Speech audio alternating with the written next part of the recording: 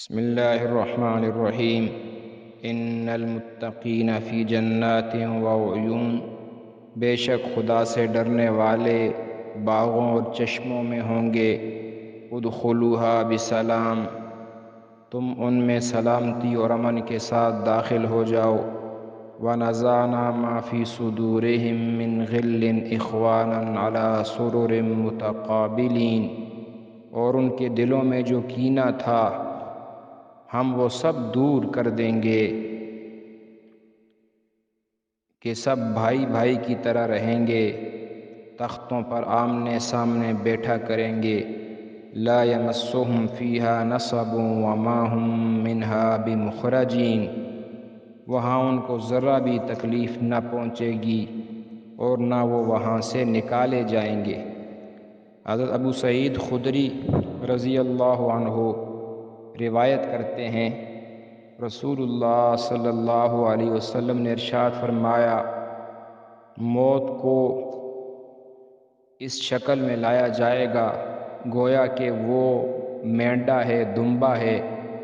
اس کو جنت اور دوزخ کے درمیان کھڑا کیا جائے گا، پھر پکارا جائے گا، اے جنت والو، کیا تم اس کو پہچانتے ہو؟ تو وہ گردن لمبی کر کے دیکھیں گے اور کہیں گے ہاں یہ موت ہے۔ پھر دوزخیوں کو پکارا جائے گا، اے دوزخ والو، کیا تم اس کو پہچانتے ہو؟ تو وہ بھی گردن لمبی کر کے دیکھیں گے اور کہیں گے ہاں یہ موت ہے۔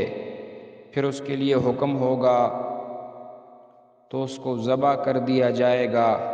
پھر اعلان کیا جائے گا، اے جنت والو، اب تم نے ہمیشہ رہنا ہے، تم پر کبھی موت نہیں آئے گی، اور اے دوزخ والو، تم نے بھی ہمیشہ رہنا ہے، تم پر بھی کبھی موت نہیں آئے گی۔